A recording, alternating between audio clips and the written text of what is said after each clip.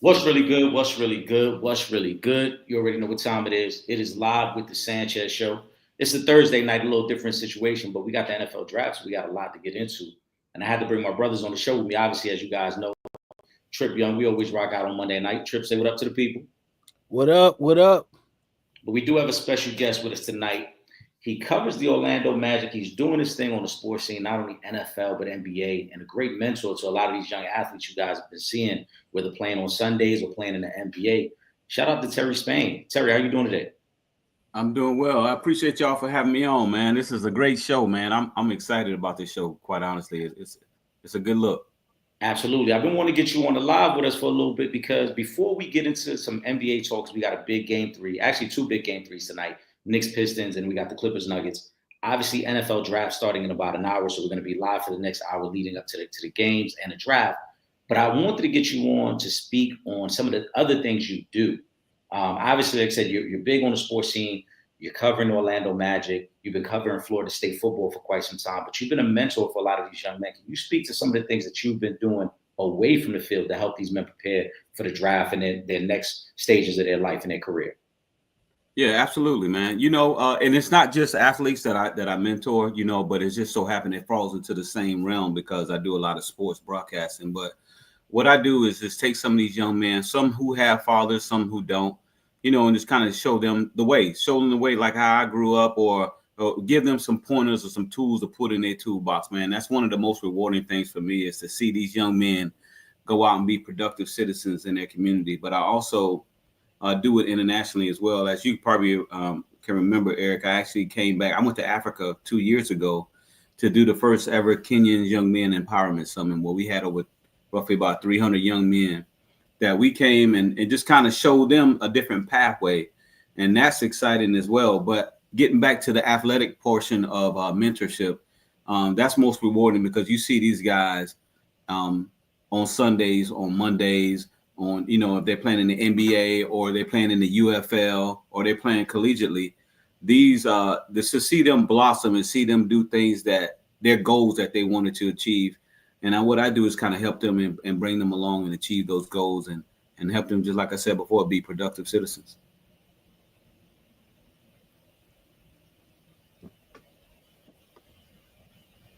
Thank you. On mute. My fault, my fault. I've said it's amazing work that you've been doing. And I was in awe when I went down there to Tallahassee to cover that Florida State game against Virginia Tech.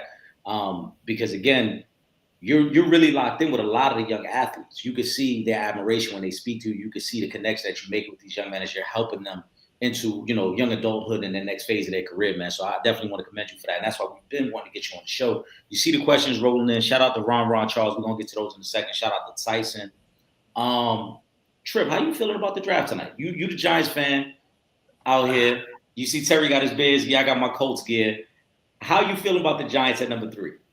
I'm nervous. That's why I ain't wear my Giants hat tonight because I'm real nervous. I'm hearing things that I don't like, and I'm trying to see what's going on.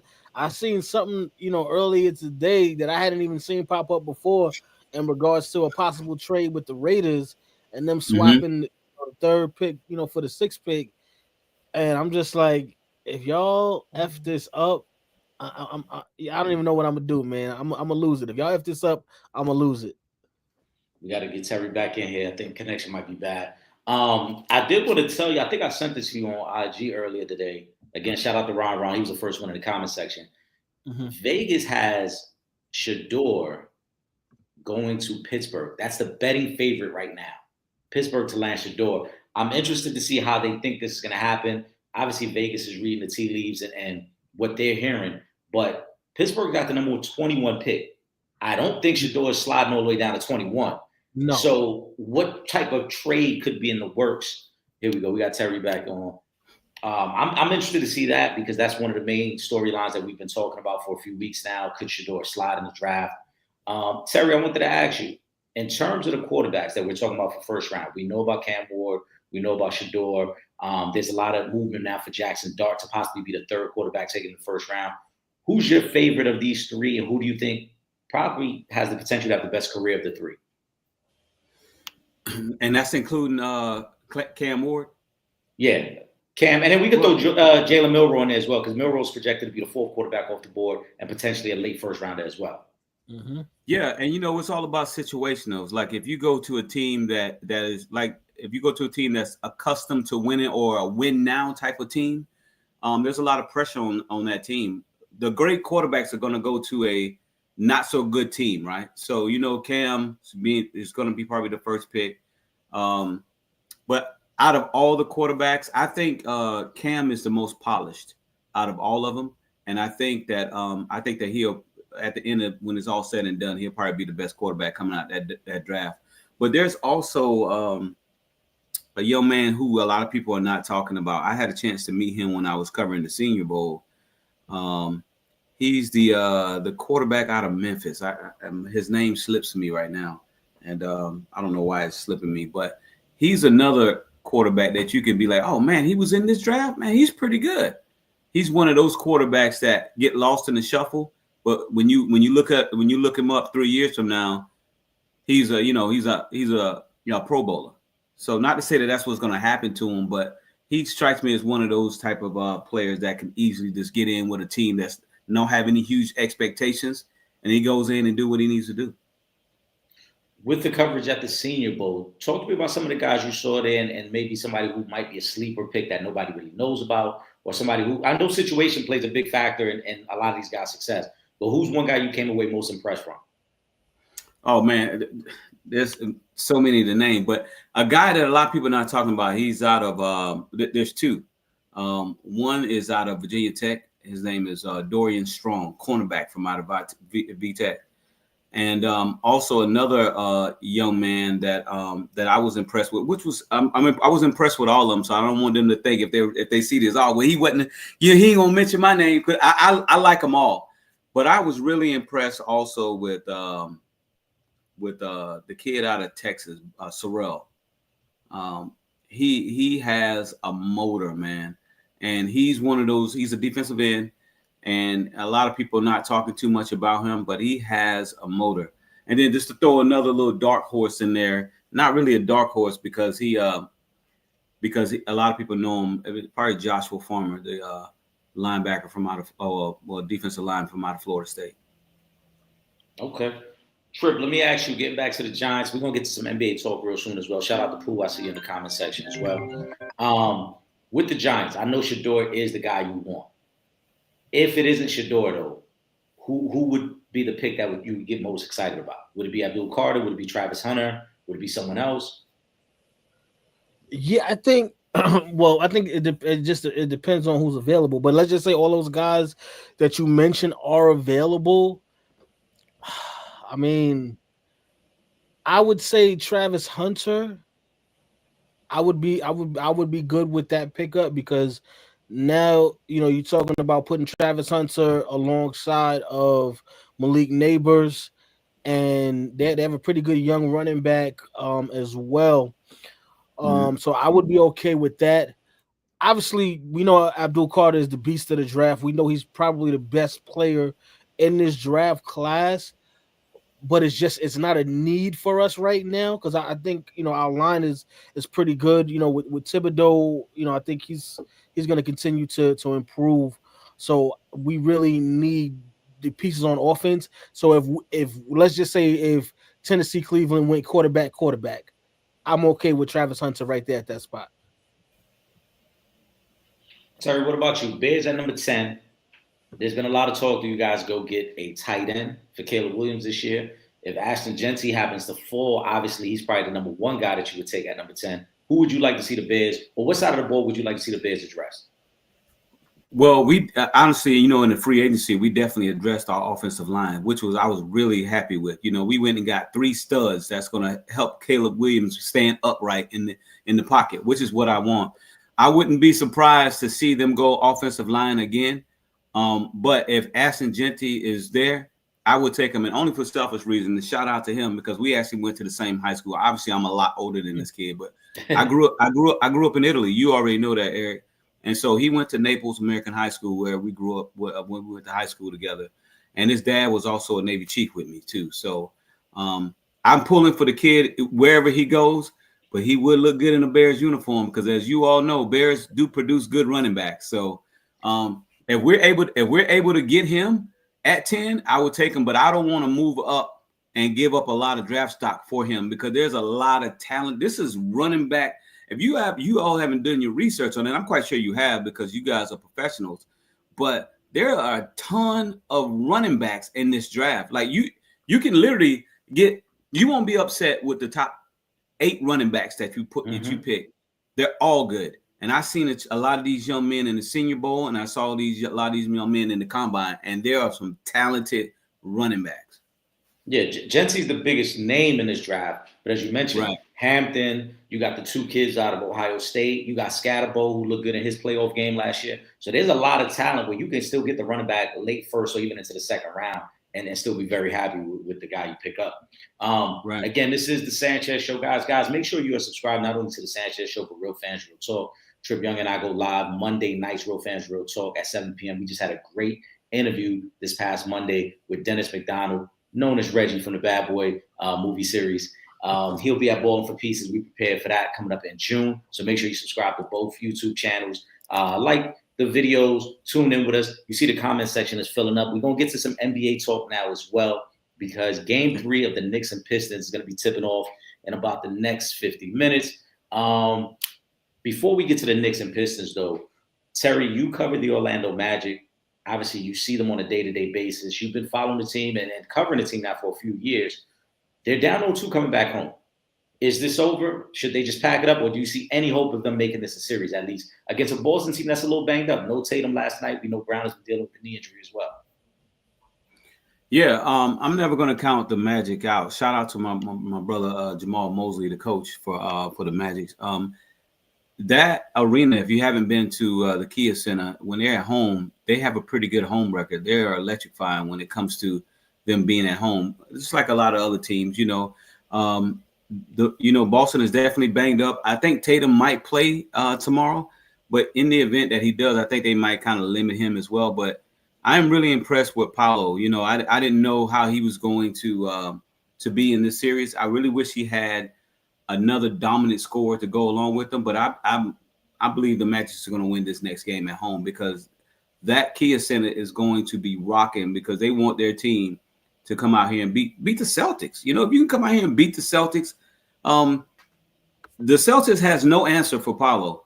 So if he continues to do what he do and he gets more help from his teammates, it's going to be an interesting time. But I think ultimately Boston is a more veteran team, and they're the defending champions, right? So they know what it takes to win. But I think tomorrow Orlando Magic will win this game. Trip, the Magic getting 4.5 points tomorrow. You putting them on your ticket? Well, hold on. Is Jason Tatum back? According to this line, I'm assuming that Tatum is going to be limited because it's only at 4.5. And they've beaten Boston recently at home. So yeah, man, I feel like Orlando is gonna win one of these two. But it's the 4.5 that got you down. And Paolo is my guy because I'm a Duke fan, so I want to support Paolo. Oh! Stop the tape. And I'm a Tar Heel, man. I'm sorry to hear that. I'm sorry to hear that. Well, go ahead. We'll be all right. But yeah, I want to give them this game, but I don't know, man. Jaylen Brown is a different animal, man. I like, much respect to Jason Tatum, but when I look at the Boston Celtics, I think about Jaylen Brown, and when he's out there doing what he did, in game 2 without Jason Tatum, what I think he had 30, 38, something like that he put up in that game. I gotta go Celtics, man. I'm sorry, I gotta go Celtics in this game. Yeah, right now Tatum and Holiday are listed as game time decisions, so it's possible one, if not both, sit out. Shout out to Ron. He wants to know, do y'all rest Tatum in game 3? If he could play, he should play. I don't believe in resting anybody. I don't believe in resting anybody in the playoffs because you can't take it for granted. As Terry mentioned, Orlando recently beat the Celtics by 20 points in Orlando. If Orlando wins tomorrow, now you have the momentum, now you have the confidence, and if you're the Orlando Magic, you view it as like, all we got to do is hold up home court. Now, if we can hold up home court, we get ourselves back in the series. So I think if he can play, he plays. If you're going to rest him, that means he cannot play at all. And then that speaks to a bigger issue because he would have already had 2 days rest from missing game 2 to now not being ready in game 3. So if he can play, he should play. Yeah, definitely. We ain't with that. It's the playoffs, this ain't regular season. If you can go, bro, you got to go because you don't want to give a young team like Orlando no signs of life. You got your foot on their neck. You got to keep it there. That's a fact. Yeah, and I think that's what Boston is going to try to do. They're going to try to keep the gas going. If Tatum doesn't play, it's only because he went to Duke. Here you go. So you basically saying mentally he's not tough enough. He went to Duke. Yeah, exactly. You got it. Hey, you said it. I'm just a messenger. Listen, shout out to Ron. A lot of our supporters seem to think that I don't like Jason Tatum. I have no problem with Jason Tatum. I think he's supremely talented and gifted. I'm just not of the belief that he's a face of the league, like he's trying to make himself out to be, and that a lot of other people. I don't view him in that way. One more Orlando Magic question. Like I said, because you are close to the team, you cover the team, you've been around them. They made the playoffs last year. They make it again this year. Obviously, this is a very tough matchup against the defending champs. But do you feel there was a progression in this team from last year to this year in terms of growth and understanding what it takes to be a winner long term? You said a progression? Yeah, because again, last year was their first year in the playoffs with this unit and for quite some time for the Orlando Magic. So to come back and make the playoffs again is obviously a good milestone because now you're starting to develop winning tendencies. But do you feel there was truly a progression last year? Or it was one of those things where they snuck in, they were, a playing team. No, it was definitely a progression because you got to look, they were decimated by injuries. At one time, Paolo was out for 20, 30 plus games, and they lost not Franz, but Mo Wagner, and then they also lost Suggs for the year. So they lost 2 starters that can a defensive giant and then their offensive scorer. So they've lost a lot of players. And there was some time when Cole Anthony was out, who's their spark plug coming off the bench. And so they were decimated at one time with injuries. So for them to come back and do all of this and make the playoff, it was a play-in tournament, but they did what they needed to do and get into the tournament. So I think Coach Mosley had these guys playing. They're believing in themselves, and they're bringing their young guys, the guys that they actually drafted, like Black and all these guys. They are contributing to the team. So I think in any way they progressed because they've helped their rookies come along and play good as well. So I just think that they're on the right track. They just need that. They need that another scorer to go with Paolo. And I know Franz and Mo are good scorers, but they need that extra scorer, in particular with the guard aspect, to get them over the hump. And then we got a question here from Brandon Chambers directly for you, Terry. He wants to know, why do the Orlando Magic still believe in Gary Harris? The production really hasn't been there. What have you noticed by being around the team? Well, I'll tell you what, it shouldn't be just about Brandon Harris. It should be about Caldwell Pope. They paid him a lot of money, and he's not producing like they thought he would. You know what I mean? But at least Gary Harris, one of the things that I've been seeing with this young man is that he's playing with intensity every game. Wherever he makes up for, if he's not a scorer, he's going to make up for it on defense.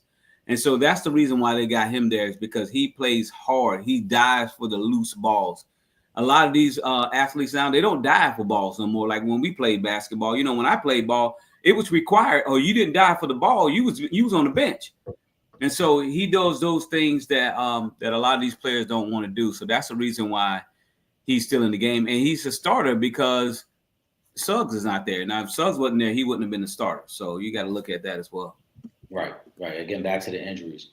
All right, let's get to the games tonight. 7 p.m., Knicks Pistons. It is game 3. It's been a very physical series.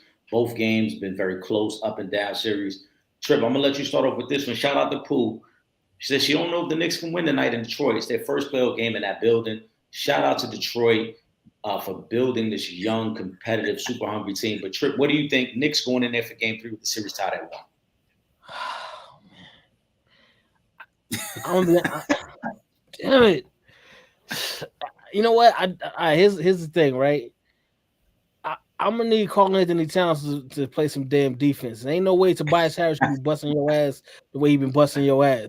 Now I know he's from New York, but he's still from Long Island. He shouldn't be whooping. You know what I'm saying? He shouldn't be doing this. What he been doing to Towns, you know. And then offensively, Towns ain't show up in game 2, and it's just like, yo, shout out to Jalen Brunson, clutch player of the year.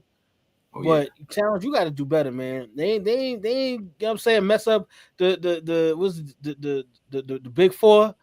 You know what I'm saying, that they were supposed to bring together with DiVincenzo. They ain't messed that up for you to come in here, get to the playoffs and start stinking up the joint. Like, get it together. You're right, man. It's gonna be crazy in that building tonight. I was telling you guys before the game. You know, my cousins is from Detroit. He told me about a week ago. They talking crazy in Detroit right now, talking about the Knicks going home in the first round. So they pumped up. They ready to go. I still believe the Knicks win the series, but I think Detroit wins game 3. Terry, what you think? Yeah, that's a good one. I'm gonna tell you right now. Detroit's been waiting a long time to get this team back together. I think they're the first team in NBA history to triple their game-winning percentage. Mm-hmm. They won, 10 games last year? Mm-hmm.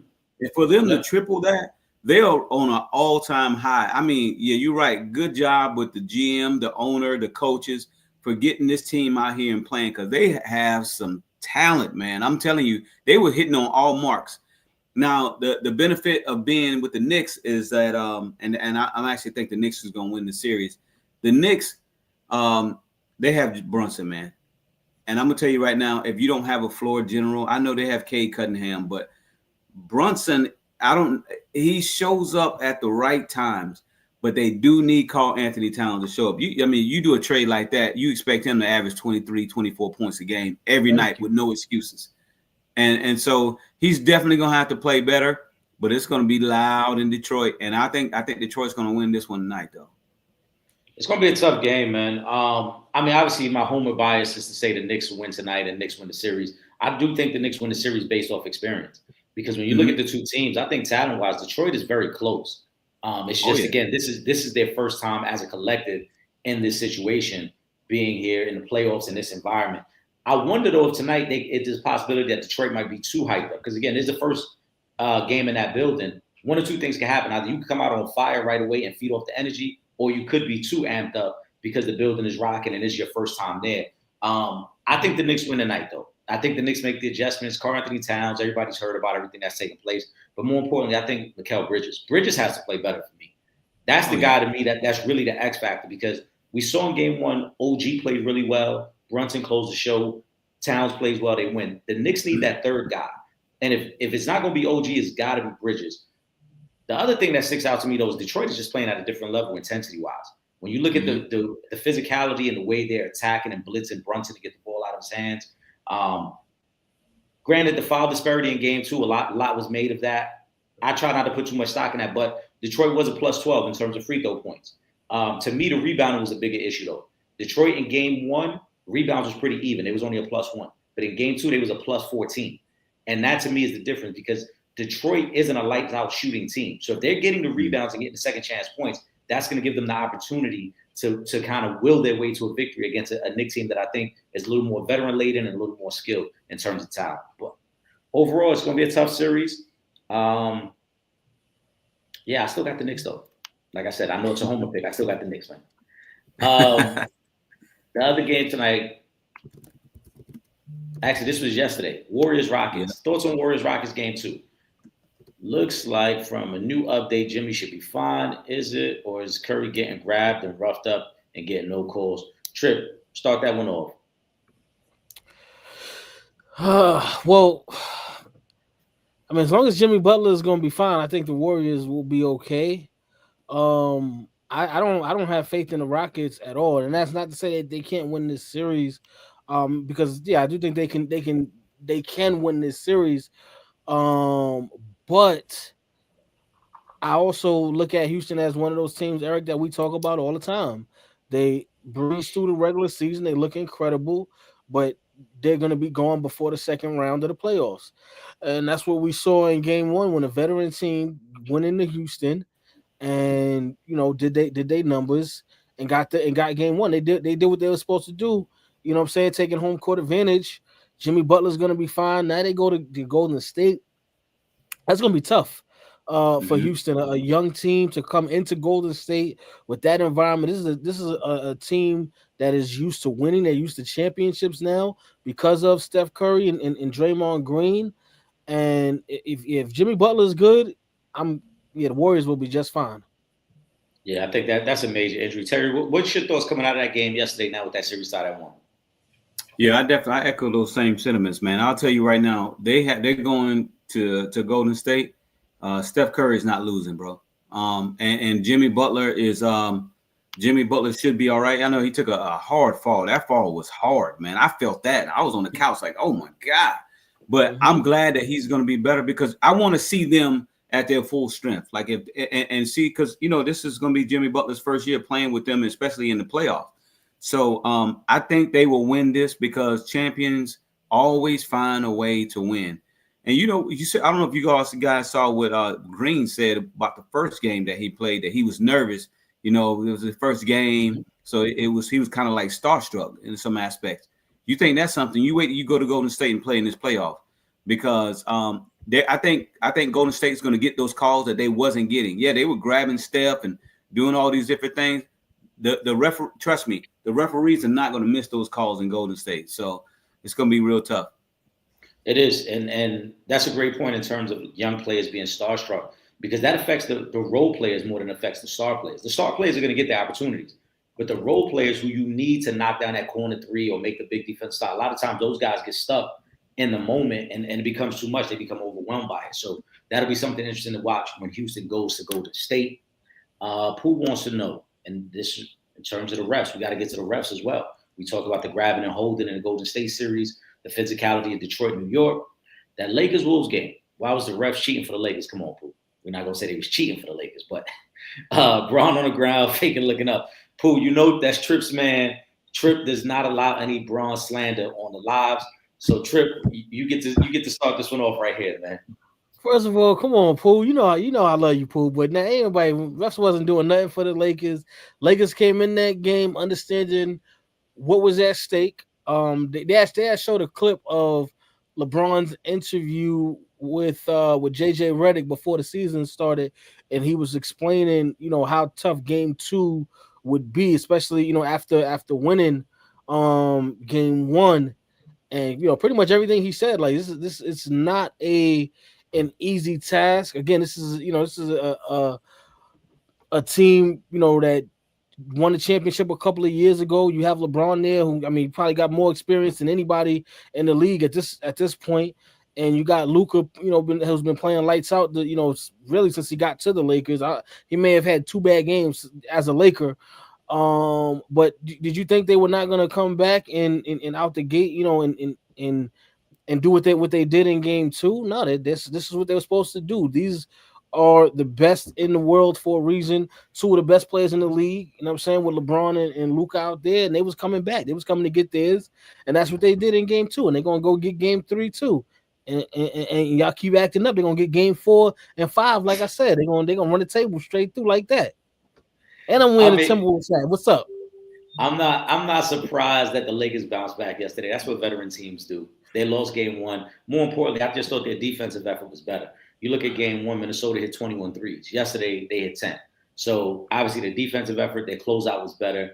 And they were going to come and play with a little more urgency. You can't afford to go down 0-2 knowing you're going to Minnesota for game 3 and game 4. So I think that was really the biggest difference. The refs, I think sometimes we make too much of the refs because at the end of the day, it always balances out. The team might get calls in the first half, then the other team gets calls in the second half. If you don't get it in the first half, you start to get them in the second half. It always balances out, especially in a series. So I don't think it's that big of an issue in this or any other series. What you think, Terry?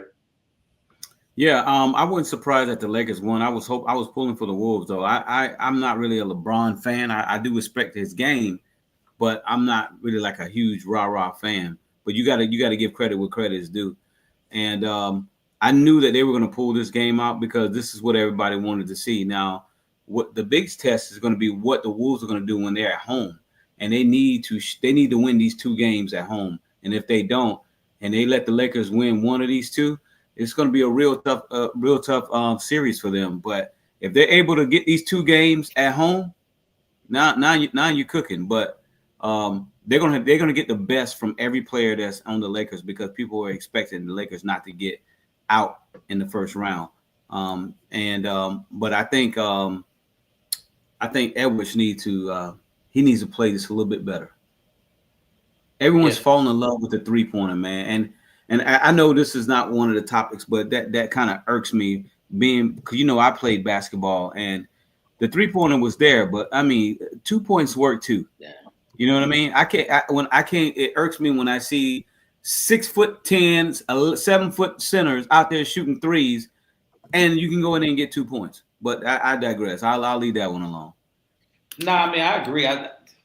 Steph changed the game, but I think it's also disgusting when you see teams shooting 53s a game. Like it's one thing to space the floor, and if it's a good shot, you take a good shot.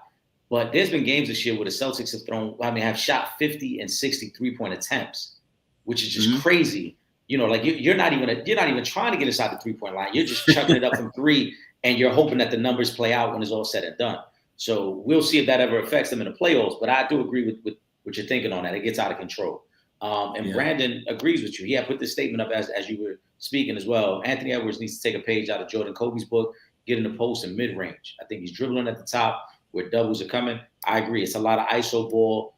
Him and Luka operate differently, so I don't like Anthony Edwards to be in those spots, in those situations, but he's just waiting for the pick and roll at the top. I would prefer for him to get to a spot and work from there. Yeah. What else we got? Oh, speaking of the refs, Brandon wants to know. I'm going to get to Amani's question next. I see it as well. Amani, I'm not sure why you weren't able to log in, but I'm going to put her question up next. Do you ever think the NBA bigwigs inform refs to help certain star players and teams? Sometimes you watch games and it comes on refs. A team wins the next game, 4 players get 3 fouls fast. Terry, start that one off. What you think? You think the league make the call? I don't think the league make the call. I cover a lot of games, man. When you're looking at it on TV, you may think so, but when you actually looking at it in person, especially like up close and personal, you don't see that. I think some refs get pressured into making calls though, because of the person who they're because of the game and the magnitude of it. Because they're human too. I think one of the people fail to realize that refs are human.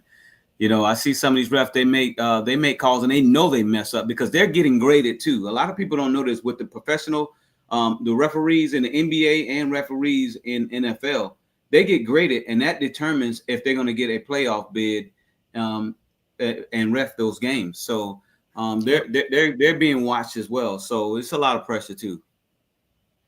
And just a quick update, guys, because it just came across the screen. NFL Network's reporting that Shedeur is not going top 10. The intel they're getting is saying that he will fall out of the top 10 tonight. They just put up a board showing that they haven't projected to go outside the top 10. We got to see how that plays out on tonight's draft. Yeah, I don't think the Knicks should. I don't think the Giants should draft him though. No, what I read earlier this week was that the Giants were going to take the best available defensive player, whether it was Travis or Abdul Carter, and that they were going to address the quarterback situation with Jalen Milroe either in the second round or late first round. The rumors are that the Giants would either try to trade back into the first round to take Jalen Milroe, or if he slides, they'll take him early second round. Tripp, you had mentioned as well that you had seen a report where it was something about them trading back with Vegas to get to number 6. So that could be part of that package of trading back to number 6, still addressing a need, and then getting Jalen Milroe with the second round pick or using some more draft capital to get back into the first round. I'm telling you, I think it is going to be if that is to happen, there's going to be teams in 3 to 5 years kicking themselves the same way they was when they let Lamar Jackson slip all the way in the draft, and the Ravens was able to draft him. That team is going to look at themselves like, what the heck did we do? I think you saying that with Shedeur? Yeah. I think Shedeur is going to transition well into the NFL.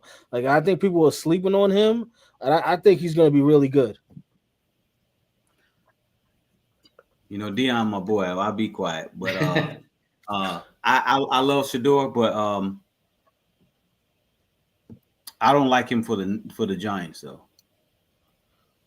Well, do you think you guys didn't the Giants get Russell and Jameis Winston? Yeah, but so they those already veterans let you know. They already letting you know they ain't trying to draft no quarterback. They're gonna need a quarterback. Yeah, but they already letting you know that they're not trying to draft a quarterback with the first pick. If you didn't got two top, they got in there and in the free agency, they were two of the top quarterbacks. Yeah, but those guys aren't the long-term solution there. I mean, Russ is a 2-year deal. Jameis is a 1-year deal. Those are placeholders. So they can sit and wait. They got quarterbacks coming out next year, and that's what they're thinking. I did hear they were trying to wait for Arch Manning. I did hear that. But you may not get to Arch Manning because depending on how you do it. But check this out. Look what you like this. Like the Bears, right? We got the first round draft pick twice. First pick in the draft because we traded with Carolina and we lucked up and just so happened that Carolina tanked. So we were end up getting Caleb Williams. Same thing can happen to the Giants if they trade back and get somebody else's pick. You never know how it works out. That's a big chance to take him when you. But Milroe, I wouldn't be surprised if you guys took a chance on Milroe in the second because he'll probably go second round, maybe late first round. So I wouldn't be surprised. I think what's happening, Jalen Milroe's impressed a lot of people with the workouts. The biggest knock on Shedeur is he's not a super athlete. He doesn't have the strongest arm. And I think when you watch him in games, he performs. And I think Shedeur's going to be great at the next level. But in shorts and T-shirts when he's working out and they're critiquing him, they're basing it off that. They're looking at it and say, well, the arm strength ain't Cam Ward. He ain't the athlete that Jalen Milroe or Jackson Dart are. So now they're critiquing him and he's falling for that reason. But I think he's still going to be great at the next level. Now, if you're the Giants, Texans to trade. Yeah, they traded some mid Browns. Yeah, fifth round picks for 6th round picks. The day 3 trade right there. Yeah, Browns looking at me. No, that's perfect. That's what we do here, man. It's live. Listen, whatever comes across the screen. I was just about to say congratulations. Some of the NBA awards have come down. We know Jalen Brunson won Clutch Player of the Year. Evan Mobley was just announced won Defensive Player of the Year. Congratulations to both those guys on an amazing season. Shout out to Will Gordon. I see you, bro. Will, put in the comment section. Let me know who you want to see the Chargers draft today. What side of the ball you want to go with, defense or offense, with that Charger team. But I think Shedeur is going to be great at the next level. My point that I was going to make, though, is if you're the Giants and you feel you don't have the pieces yet, do you still draft them or do you continue to build? Because I'm of the belief, and I've said this for several years, the way that the Detroit Lions built their team is the way you should do it. You get the best available player and you address the quarterback situation last. And if you look at the Lions, they have all these great pieces that they drafted when everyone thought, oh, Jared Goff is just going to hold that spot. He's not the long-term answer. Well, Jared Goff is the answer now because you have all the other weapons. Right. Now you have all the other weapons. So I like that. And if the Giants go that route, I would agree with it. Build it up. Well, I'll tell you what, you got a hell of a defense in the end. I'll tell you that. Yeah. If you could add Abdul Carter to go with Burns and Thibodeau, why wouldn't you do it? It's insane. It's reminiscent when the Giants were good. Yeah, I do like Abdul Carter, but I don't think the Giants would want to draft him because of who they have. They will have to go with somebody else. But I wouldn't be surprised to see the Giants trade out of that pick. If you have Thibodeau and Burns, and you could draft Micah Parsons, you wouldn't take Micah Parsons? I would probably take one of you guys. All right then. So if I do it, right. So if Abdul Carter, Micah Parsons. Right. So if you're the Giants and I can take Abdul Carter, I'm gonna take Abdul Carter and I'll figure out the rest of this later on. If I gotta flip Thibodeau in another trade, or if I gotta make it work. Remember when the Giants were really good, they had Umenyiora, they had Strahan, and they had Tuck. They had 3 guys who could rush the quarterback. So you'll figure that part out. You take the best available. I think of it the Giants. I think the Giants looking to put asses in the seats, right? They need some to sell tickets. So if they do go with a quarterback, it's probably going to go Shedeur because they want that attention. They need it. They need all that because the Eagles just won the Super Bowl. The Commanders are looking better. You see what I mean? So they got to do something. They got to make something. Yeah. If you think they go box office, then you got to take Shedeur because ain't nobody more box office than Shedeur in this draft, except Travis Hunter. Well, yeah. So again, shout out to Will. Will said 5 quarterbacks. He's predicting 5 going in the first round tonight. Shedeur goes in the top 10. Even 5 quarterbacks that you want to draft in the I want to know. Will, I was going to ask you who's the 5th quarterback because the 4 are the most obvious. Obviously, Ward, Shador, Jackson Dart, and Jalen Milroe are the top 4 quarterbacks. And even Milroe, most people are projecting if he does go in the first round, it's going to be like somewhere in the 20s, late first round. It wouldn't be early in the first round. But those teams don't need quarterbacks. Yeah, right. It's probably that kid from Michigan, or I was telling you about the kid from Memphis. Yeah, Tyler Show. Yeah. But I don't know. 5 is a lot though for this draft. This quarterback. Yeah, that's a lot. You're asking for a lot. 3, like I feel like 4 is pushing it. To be honest with you. Yeah, because when you start getting later, when you start getting later in the draft, those teams don't need quarterbacks. Yeah. Unless another team wants to come back up and trade for that guy. Even still, if you're early second round, if you're like top 8 pick in the second round, you could just allow the guy to drop. He's probably still going to be there. Like you said, you probably wouldn't have to move up. Most of those guys ain't taking quarterbacks. Yeah. Like we just mentioned, shout out to Tyson. Yep, Evan Mobley wins Defensive Player of the Year. Congratulations to him. That should have went to the Great Barrier Thief. Who's that? Lou? No, the kid from Atlanta, Dyson Daniels. That's who that should have went to. I don't know if Dyson Daniels had a great year defensively, but I don't think he was more impactful than Evan Mobley or Lou Dort. I thought Lou Dort probably could have won it. I'm happy for Evan Mobley because that was one of the kids that, and when you play in 2K and you got your franchise and you start getting later into the franchise, that I'll be playing my GM. That's one of the kids I drafted. So the fact that I picked him and that he's doing that, I'm happy for him. Will Gordon, speaking on behalf of the Chargers, because he goes, of course, I want to go best on the board at 22, but I want a wide receiver. We would need more firepower on offense for Jay Herbo. Knowing Harbaugh, probably go D-tackle, O-line, or trade back. I think trade back is the move. Some of the moves they made this year were to cut cost, so maybe trading back might be the move, especially if you start getting guys falling, or if teams are interested in moving up to 22 to possibly draft Jalen Milroe. You trade back, you get more draft capital. So I like that as well. Let's see what else we got here. There was something else here. Where was it? Let's see. 90 NBA players voted for most overrated players, and Tyrese Halliburton was number 1. Is he overrated? Terry, I'm going to let you go first on that one. No, he's definitely not overrated. And I did take a look at that list, and they had Trae Young on there. And I'm like, this kid, Trae's averaging double-double. He's 20-something points plus 10, 11 assists. You biased when it comes to Trae Young, though, Terry. I'm definitely biased. I'm a Hawks fan all day. But Tyrese, I don't think so, and I think he's going to take offense to that in the playoffs too. True. I ain't even mad at that. To be honest with you, like you said, when I saw that, I thought it was the current players that voted him most overrated, but it was the '90s players that voted him. No, 90 NBA, 90 NBA players. Oh, yes. Okay, all right, yeah. No, I ain't mad at that. I mean. I don't know. It's Halliburton, man. He ain't nothing special, man. I'm sorry. Like, he's good, but ain't nothing special about Tyrese Halliburton. He hasn't shown me nothing. I mean, yeah, he's a good player, like I said. You know what I'm saying? He made an all-star team, but one nothing. It ain't nothing special. So if that's what they voted as him as most overrated, then you know what? I'm okay with that. I wonder if that's backlash for him being on the Olympic team and not playing, because I think he's a good player. Overrated is a harsh statement to make for a guy who's like a borderline all-star every year. And you look at the raw numbers, and his plus minus. He's a big contributor to that team. He's a good overall player. Is he a flash player? Where do you rank him at his position, though? That's the question. Obviously, he's an all-star because. I mean, at his position, if we're talking point guards, I mean, he's not better than Luka. He's not better than Shea. He's not better than Brunson. Definitely not better than Steph. He's not better than Steph. I mean, I wouldn't take him over Trae Young either. I think Trae's better than him. Yeah, so he doesn't pass. He doesn't pass like Trae. Yeah, Kyrie was better than him. That's 6. We had 6 guys already. So that's why I was like, that's why I don't understand if y'all say he's overrated.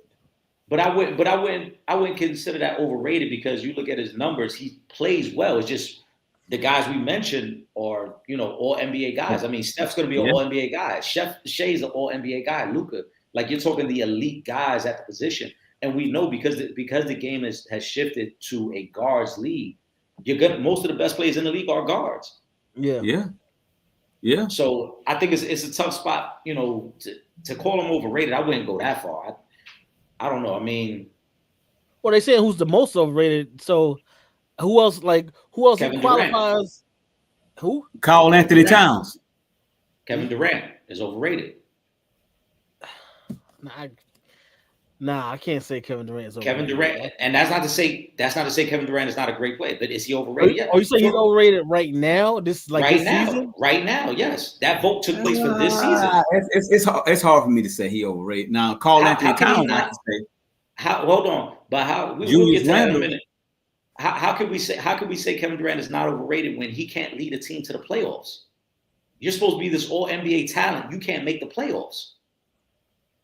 Is that not the definition of overrated? A guy that we expect. Yeah, he was injured too a lot too. Now he was injured a lot this year. How's that different from any other year? That's true. I mean, this is what probably when's the last time he hasn't made the playoffs? Well, last year, they were a first round exit. They've been a first round exit both years that he was in Phoenix, and then they didn't make the playoffs at all this year. He's on his 6th different head coach in 6 seasons. Yeah, that's like every coach, every player. Now look at LeBron. No, I know, but if you look at since Kevin Durant has left Golden State, he has not been past the second round of the playoffs. There's a guy that we put on a platform as one of the great players in the game, and yet in terms of success, where's the success? If that's not the definition of overrated, then I don't know what it is. Because you're supposed to be this great talent, you can't make the playoffs. The problem so here's why I wouldn't say he's overrated.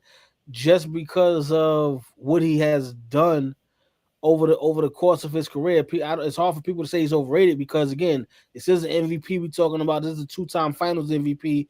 Whether it be with Golden State or not, he still has those accomplishments on his resume. So it'd be harder for people to look at Kevin Durant. And I'd agree with what you're saying, Eric, but I feel like it'd be harder for people to look at Kevin Durant and say he's overrated because of what he's accomplished already. But remember, the vote is based in this season. This season. We're not talking career accomplishments. We're talking a vote based in this season. Now they still gonna say Kevin Durant's better than Tyrese Halliburton. Right, but that's not the debate though. But the debate isn't which player is better. Because we just named it's overrated. Right. We just named 6 point guards off the top of our head that we know is better. Yeah. Well, he did underperform this year. I would say that. Right. Yeah. So that's my point. To me, again, am I the biggest Tyrese Halliburton fan? No. We just named off a bunch of guys who I think are better than him. Yeah. And I don't even and we got a long-standing rivalry with Trae Young for what he did at the Garden 5 years ago. But I was still, I was still what it is. Right. But I was still anytime he performed like Mike. Right, but I would still put Trae over Tyrese Halliburton because I think Trae Young is just a more talented player. Yeah. But again, the vote was rooted in this year. Shout out to Will. I think the players have too much respect for Kevin Durant to vote him as and that's what it is. They have too much respect. They didn't do a vote on the worst GM, but Nico Harris would have won that. Oh, by far. It's not even close. Down. Nico Harris would have won that award if they had one. He's the worst GM for the next 10 years. He might win the next 3. He might 3-peat on worst GM. Yeah. Yeah. What were your thoughts, Terry, on his comments, which I thought were complete bullish, where he said he didn't realize how impactful and how important Luka was to that organization and that city? He's just trying to justify his trade because, look, I'm going to tell you right now, they still got Luka Doncic stuff hanging out in Dallas, in the streets. So if you don't know how important this guy was, it's Luka Doncic. You know what I mean? I mean, yeah, he might not have performed as well as you wanted him to, but you can't slight him and say, well, I didn't know it was that important. And then you go get him for AD, who can't stay healthy either. You know what I mean? So, yeah, I think he should have just left well enough alone to say, look, I messed up on this one and go on with your show. But for the next 10 years, like you said, Trip, he's probably going to be voted the worst GM. He gonna have to go play. He gonna have to be the GM of a little league team pretty soon. He got to rebuild his image. He got to rebuild his image in the youth league and get himself right. There's no way you make a comment like that and you say you didn't know, because first of all, you pretty much disrespecting yourself. Because how out of touch with your team would you need to be to not know how impactful Luka Doncic is on that organization? Do you hear how Mark Cuban talks about him? Mark Cuban said, "What was he saying? He'd trade his wife before he trade Luka Doncic." Are you crazy? Nah, bro. I ain't trying to hit it. Ain't nobody trying to. Nah, bro. He need to be up out of this league already. That's crazy. Like you can't be that out of touch. Nah, bro. It had to be something personal with Luka because nah, bro. Ain't no way you didn't know how impactful he was. Do you see the reception he got when he came back? Yeah. They don't like you. You have no impact there. Luka, they love. And they're going to always love Luka there because they feel like it wasn't a situation where he wanted to leave. You sent the guy that was supposed to lead their franchise for the next 10 to 15 years. You sent him off to LA for an aged, injury-prone star. And it's no disrespect to Anthony Davis, but this is what we're talking about here. We're talking about somebody who's 32 going on 33 in comparison to Luka, who's got who's barely scratching his prime right now, and you just nah, bro. I ain't nobody trying to hear you didn't know. You sound crazy. Just by you saying that, you should have been fired. Yeah. I said it on Monday's show. He full of it. He's been a GM there since 2021, which was right after the bubble. So he saw how Luka performed in the bubble against the Clippers. Since he was the GM there, Luka led them to 2 Western Conference Finals and led them to an NBA Finals. There's no way you can tell me that you've been a GM for 4 years and you didn't know the impact of Luka Doncic in that city. You were basically benefiting from that impact. And if you look at all the moves he made, they were to build around Luka, right? They traded Porzingis away, brought in Kyrie. They brought in Daniel Gafford. They brought in PJ Washington. You make all the moves to build around Luka, so you know what he meant to the organization and what your plan was. It was completely personal, as you guys have highlighted, because of the way the whole trade went down. They didn't shop him around the league. They made one phone call, according to them. Luka knew nothing about it. Luka said himself that he thought they were going to start working on a new contract for him to stay there long term.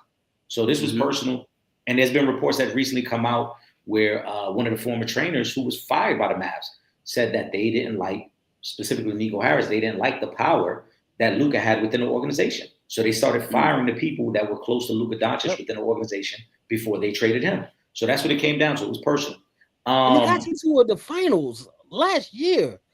Even if you didn't know how impactful he was in Dallas, the man just took your team to the finals. Right. What are we talking about? And he's been going on. He's been going on deeper runs in the finals the past couple of in the playoffs the past couple of years. There's no excuse, bro. Yep, I agree. We got 2 more questions, then we're about to get out of here as Game 3 in Detroit's about to tip off, and we're about an hour away from the NFL draft. Again, guys, make sure you subscribe to not only the Sanchez Show, but Real Fans, Real Talk. If you're in the New York City area, you see the banner right across the bottom of the screen. We're live in New York City, Verizon, channel 43 from 8 to 9 on Thursday nights. Trip and I go live on Monday nights on YouTube and Facebook. So again, subscribe to both. We just had a great episode with Dennis McDonald, who plays Reggie in the Bad Boys movie series. You guys are going to enjoy that as well. Let's get to 2 quick ones and then we out of here, guys. Kobe wants to know, when Allen Iverson got traded to Memphis and they wanted Iverson to back up Conley Jr., was Conley better at the time? That was an old Allen Iverson, and Conley was young. Memphis was going in a different direction. Maybe he wasn't better than Allen Iverson, but again, the stage in his career, Allen Iverson was not 2000 Allen Iverson that was winning MVP and leading teams to the finals. What's your thoughts on it, guys? Hey, enough said. You hit it right on the head, brother. You had nothing. That cleared it up real quick. Right.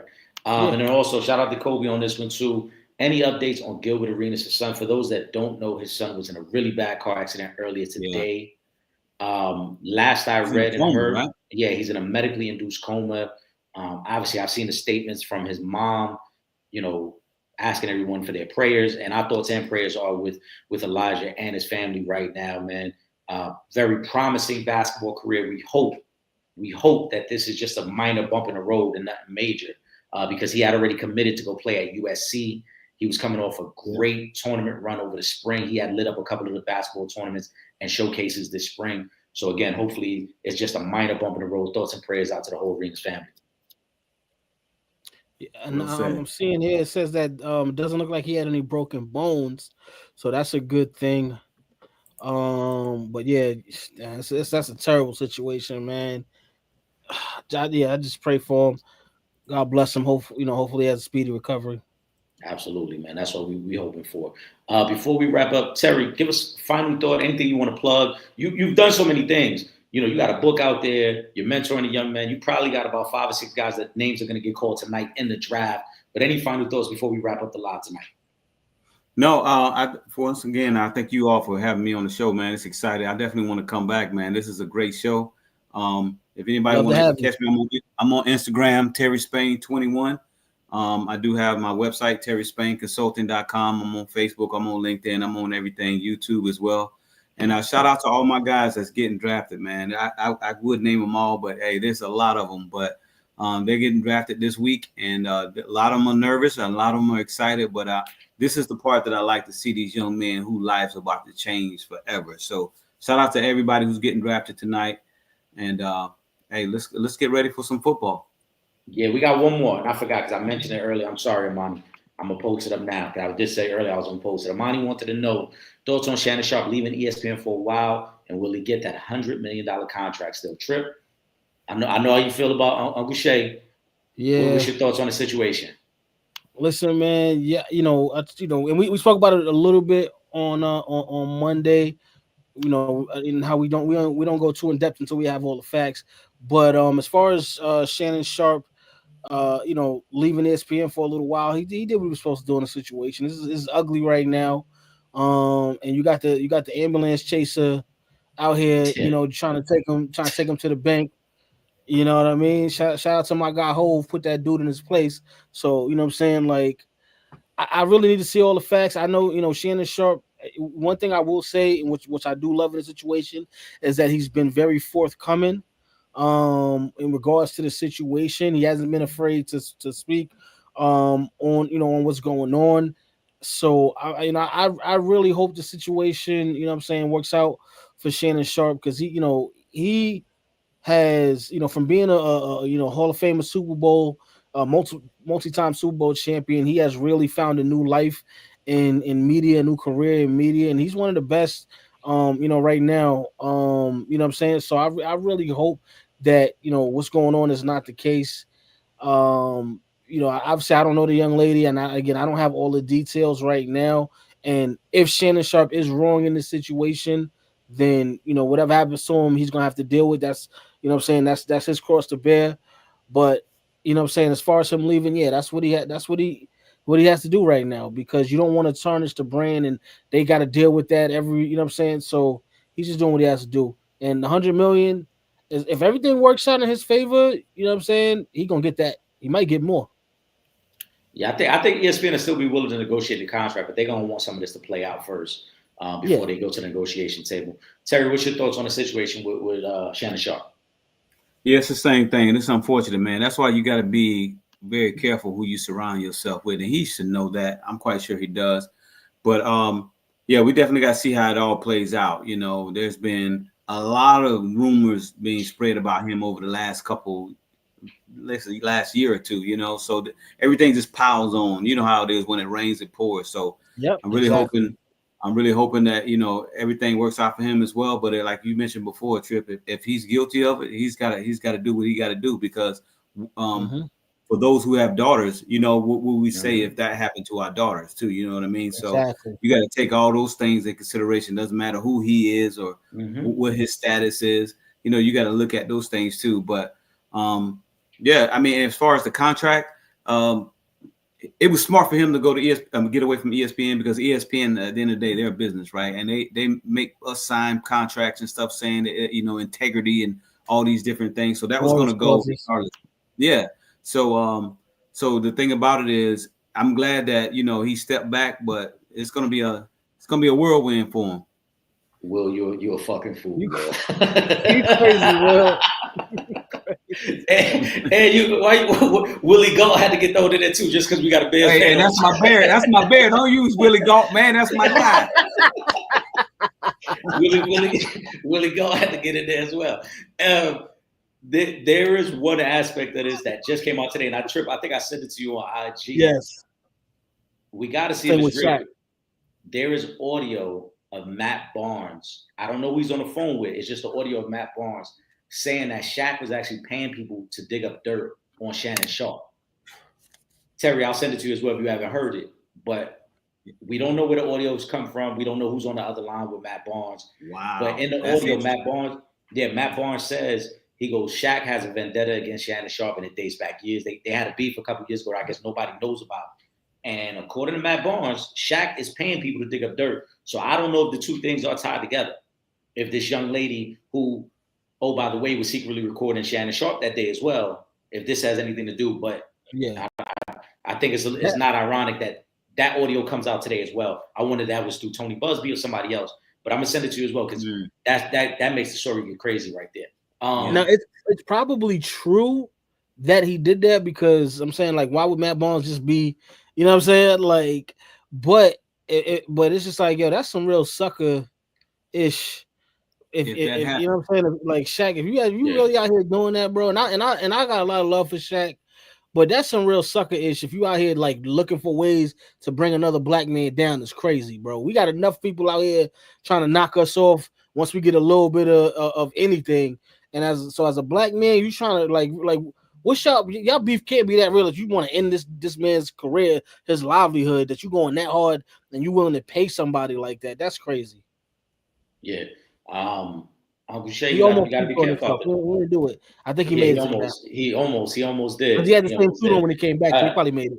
I ain't gonna lie, I'm putting Will Gordon's comment back up there though, because that shit was just so that's gonna stay up to end the show off. Trip, give me a final thought before we wrap up. We got tip off Knicks Pistons game 3, and we're about an hour away from the NFL draft. Giants, please do the right thing. Please do the right thing. I cannot take these Eagles fans anymore. I'm just gonna pray right now. Please, Lord, help the Giants make the right choice in this year's draft, because the Eagles won another Super Bowl and they fans don't even know how to respect their team. They out here stealing, their own wide receivers' cars. So please, Lord, make the Giants do the right thing in this year's draft. Thank you. Okay. It's moments like this, Trip, where I wish we were back in studio, because there's too much footage of my heartbreak during NBA drafts in the studio that we needed that in studio right there to get your reaction when the Giants picked that number 3. I'm going to say this, though, as always, shout out to all the supporters. We greatly appreciate you guys rocking with us tonight. We'll be back on Monday night, 7 p.m. Obviously, we'll be – well, actually, hold on, Trip. Are we recapping tomorrow, or are we going to wait till Monday? I'm down to do tomorrow. All right, so we'll do a recap of round 1 of the draft tomorrow, and then Monday we'll be back live. I know we promoting Ballin' for Peace that's coming up in June. We'll be talking about NBA playoffs as well. Trip, whenever you're ready to talk Major League Baseball, I know this is a sensitive time for you, but whenever you're ready, the Mets fans are ready to have. Let me make it through the draft. All right, let me just make it through the draft. Let's see. But fellas, I appreciate you guys. For my brother Terry Spain, for my brother Trip Young, I am Eric Sanchez, aka Legend of 2 Games. This was the Sanchez Show on a Thursday night, the pregame. We out of here, man. We see you guys tomorrow, 7 p.m. sharp. Peace. Later.